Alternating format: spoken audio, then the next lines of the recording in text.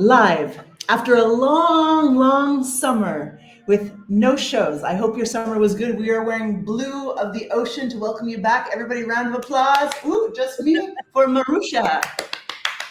Hi. There's the wave.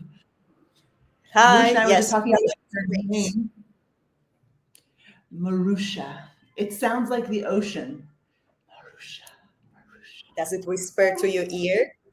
I want you to whisper in my ear. Speaking of whispering, through our ears, through our minds, through our souls. I met Marusha a year ago, pretty much today, at an event in Barcelona, Barcelona Globals. And she told me about journaling. And I said, I've been journaling since I've been 12, but I only journal the bad things.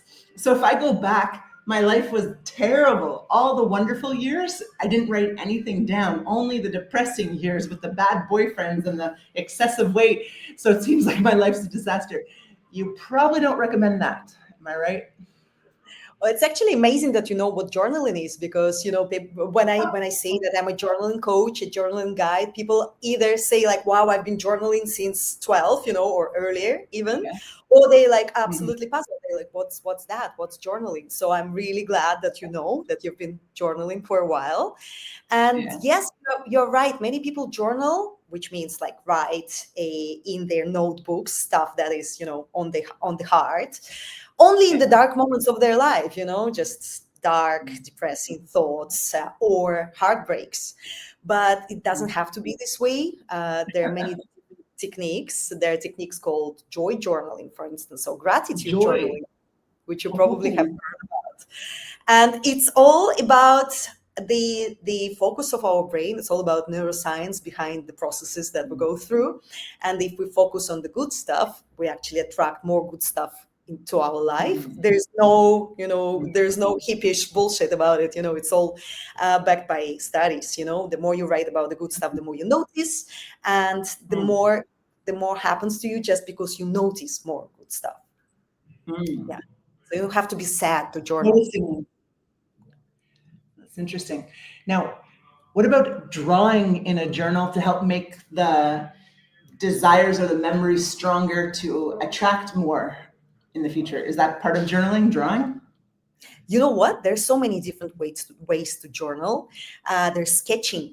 There is bullet journaling. There is art journaling. There is there's so many different ways. It's just not the way I do it. I'm a writer, Mhm. essentially, a journalist. Mhm.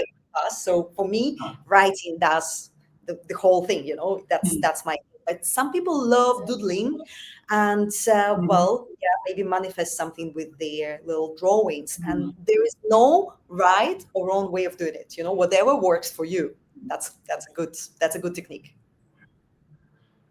I'm just thinking the NLPers, Mm, right? PNL and the Tony Robbins of the world would say, and anyone who knows anything about manifesting, which I don't, but they say that you should use emotions, right? So when you visualize things, that's why visualization works so well because you're seeing yourself playing at 83 kilos, haha, and with a mango tree in at a beach. Like that's what I imagine my future life will be like. Okay, it's a far dream, but the more emotions I get into it. So do you suggest writing with very joyful energy, like get in the mood, put on joyful music before you start writing to benefit your neuroscience or you know what? I think I'm coming from a different school of journaling. Manifesting oh. things and being, like all positive about the amazing things to come is one way of doing it. I preach Mhm. more reflective writing, which means that you write about stuff that has happened that you have to process, to Mm. see the patterns and to see how do you get Yeah. there. So it's a little bit different. You can do both. There's So you're I don't going in see the past. yeah, I Mm. don't see a problem with putting some cheerful music and, map your Mhm. future and see, what is it there for you and how do you get there. It's Mhm. beautiful. But I'm more about writing what have you experienced in the past? What did it do for you? Mhm. Mhm. Um, did it mean to you? And there are so many different techniques to achieve that. That's why it's called guided journaling. Mm. Who guides you? Sorry, what do you mean by guided? So by guided means, yeah, it's a good question actually. So many people imagine journaling being just sitting with a blank page and dumping everything that you want on that page, starting with, I don't know what to say, but I think I'm feeling this and that. That's called freestyle writing, or many people know it as morning pages, for instance. But guided journaling means that there is a guide, like say myself or yourself, or I don't know, GPT prompt that works as well these days. And you answer a specific question and you're being guided deeper Mhm. in the practice. So a good journaling guide will base another question, the sequence, so you go actually deeper in your process and you see what's in there, really deep inside. Mhm. And I studied Gestalt therapy, so I'm a therapist in that. And so I've been reading a lot about shamanism, if I can be honest, and about like how things work. And so there's a theory that says don't spend a lot of time on the past. And when we go to therapy in general, we like to understand why you are the way you are and the patterns that you have. So would you say that journaling is more in the lines of therapeutic than like Joe Dispenza manifesting energy?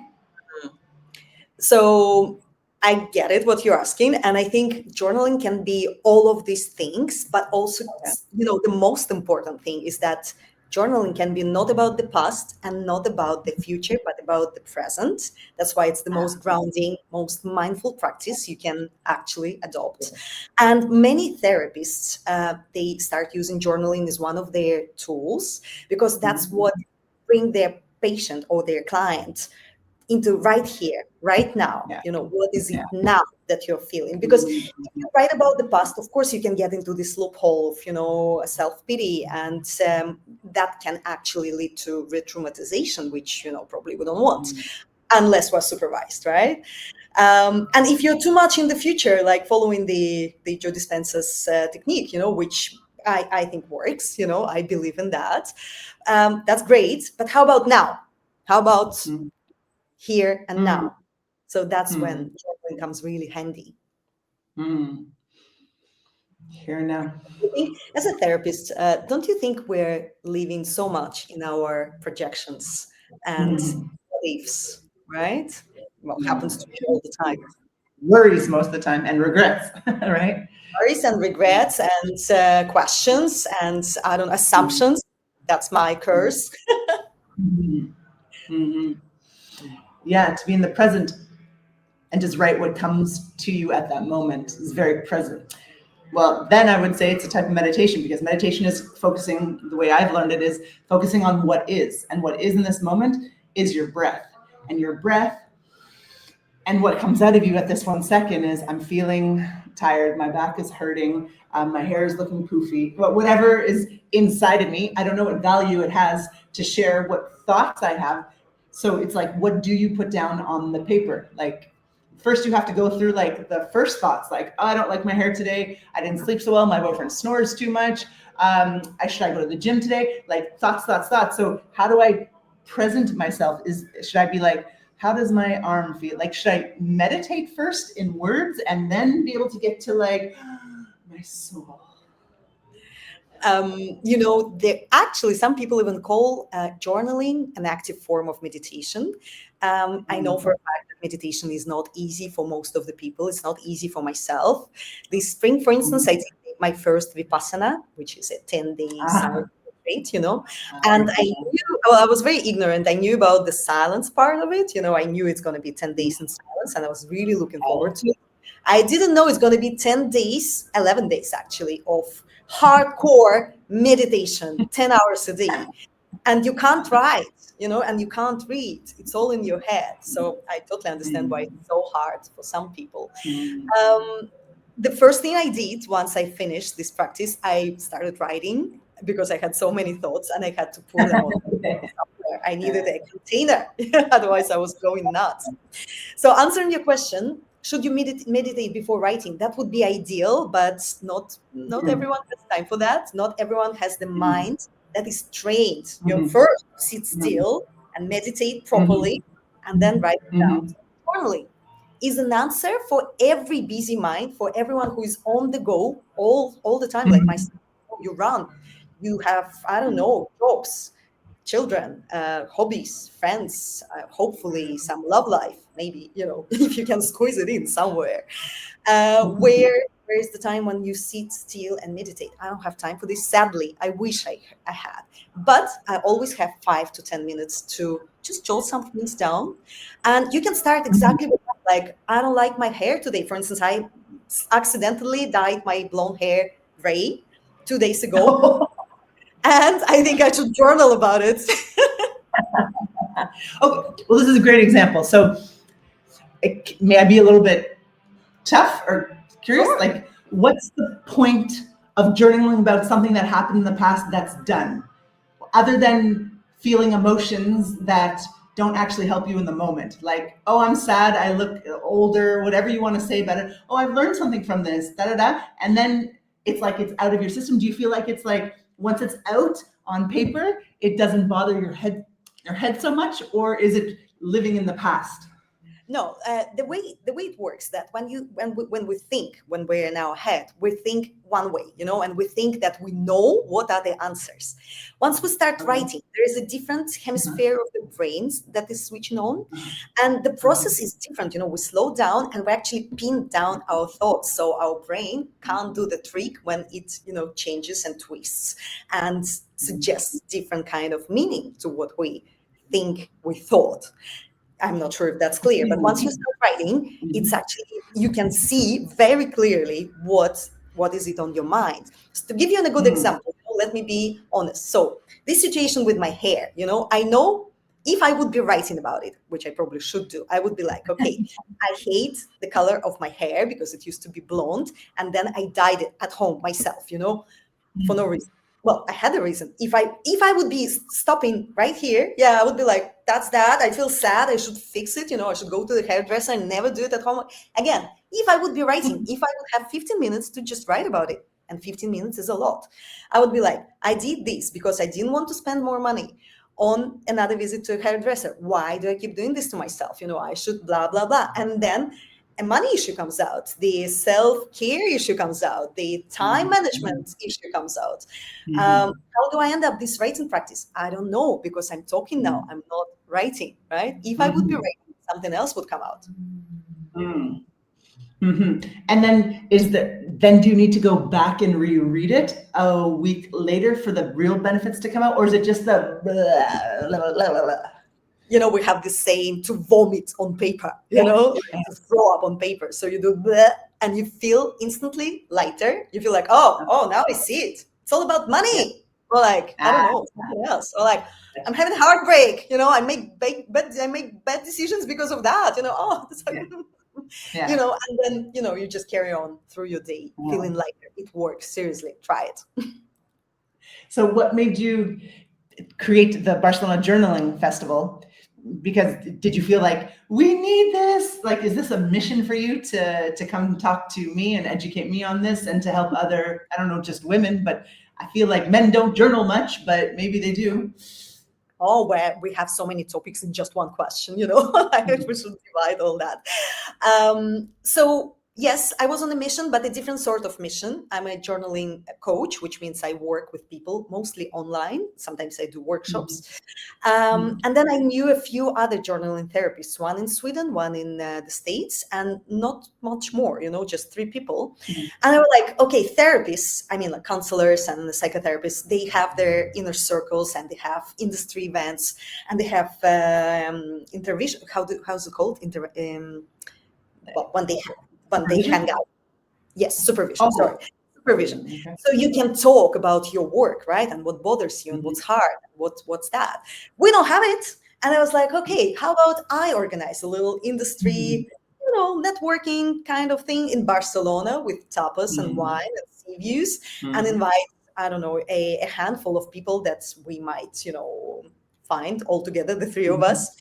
And then my Swedish Emily, which I'm really grateful to her for saying that. She was like, "Oh, that's a brilliant idea. I'm coming," and I knew like 10 more people who would love to come.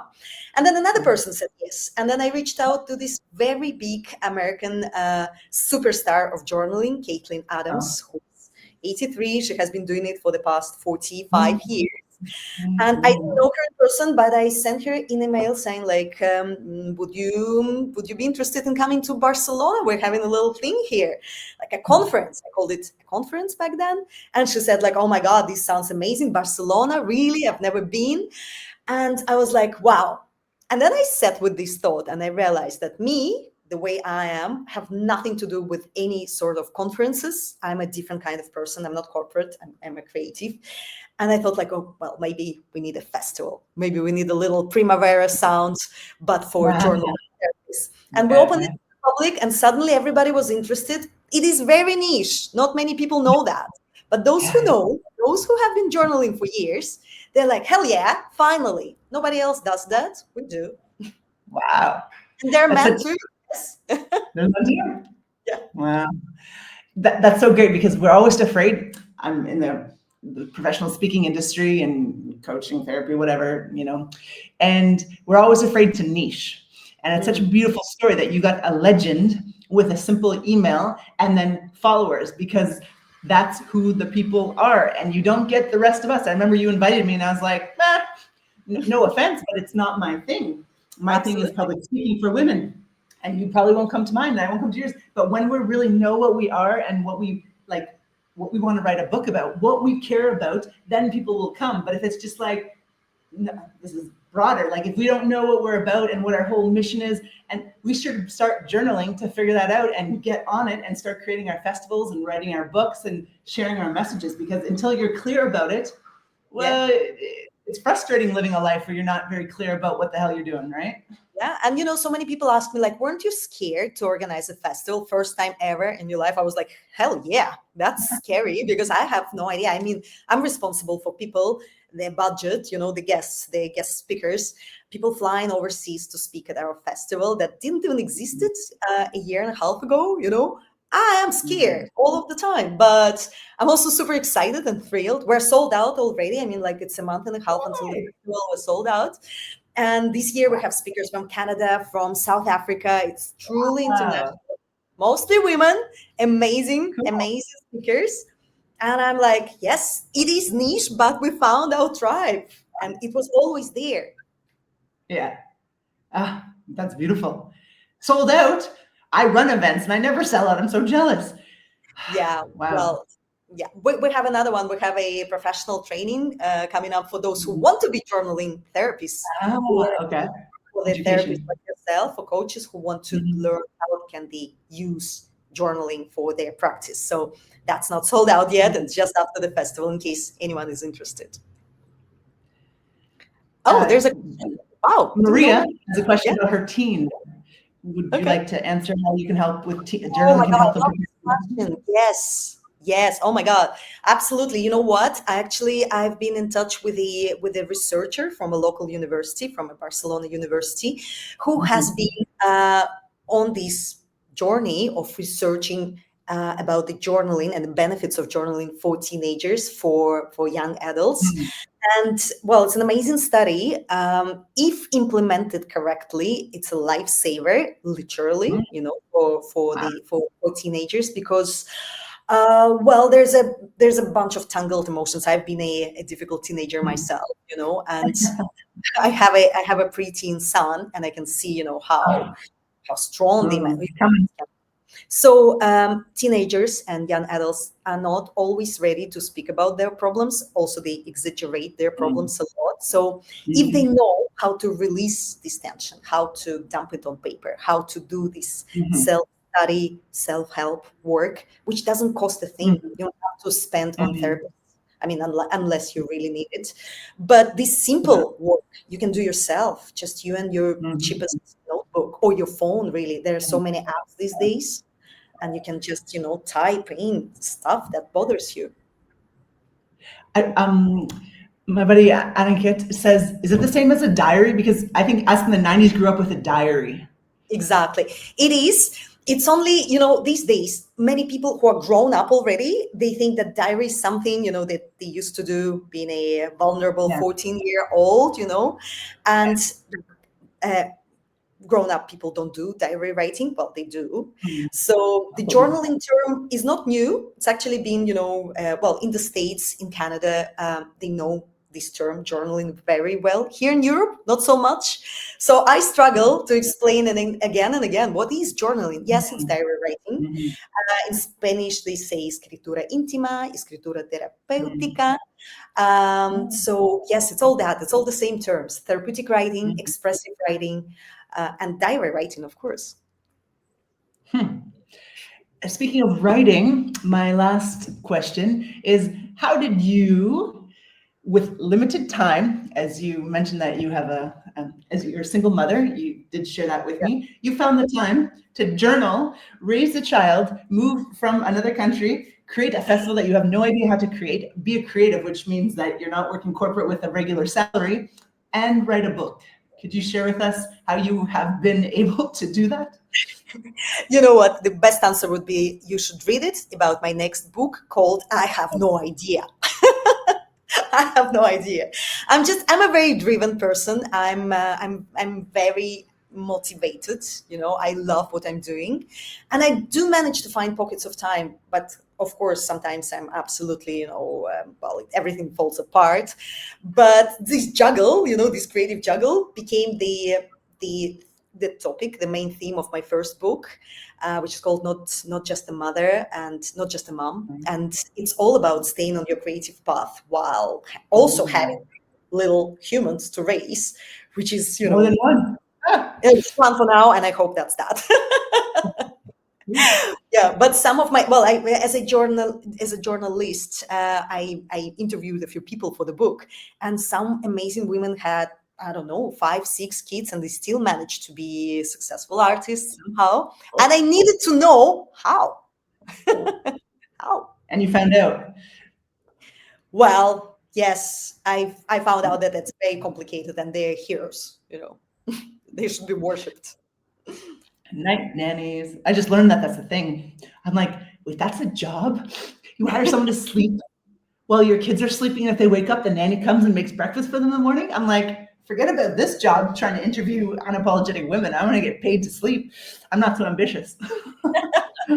Crazy stuff, I Wow. know. So this week in Barcelona, I know you live in Barcelona, on Thursday, we have a session about how to write a book. The Oh, woman, Paula Echeverra, she's written 5 books and co-produced it with people. And so it's interesting, if you want to write a book, maybe journaling is a good way to start, because it seems so huge to write a book, but yeah. journaling is so hard. So would you suggest starting with that? It's an amazing question, and I love answering this question because it can be two absolutely parallel ways of doing it. First of all, journaling is not for others people's eyes. It's something that you write in secret, and nobody ever has access to that. That's the whole thing. But then there's another way of doing it, because some books are auto-fictional, right? They're based on your own experiences, and here journaling can come really handy. For instance, right now I'm writing a book that is fiction. It's my first ever attempt to write a fiction book, but still it's based on me. I mean, the character is based on me. And of course, there every day when I start writing, there is another story that pop up, and I'm like, oh, I have to write it down. And some stories come from journaling sessions, because I don't remember now, 10 years past. I have no memory why I was struggling so much. But then I look back, and it's really important. I use it as a reference. So my mom has been journaling. My mom's 70 and she's been journaling since she's been 12, and she's Amazing. German. She stacks them nicely in all the years. And she says to me, do you know what the weather was 10 years ago on this day? And your father had oatmeal for breakfast. And we Oh, went to da, da, da. And because she's German, she doesn't write about a lot of emotions. It's not just like, I feel. Feelings are super German.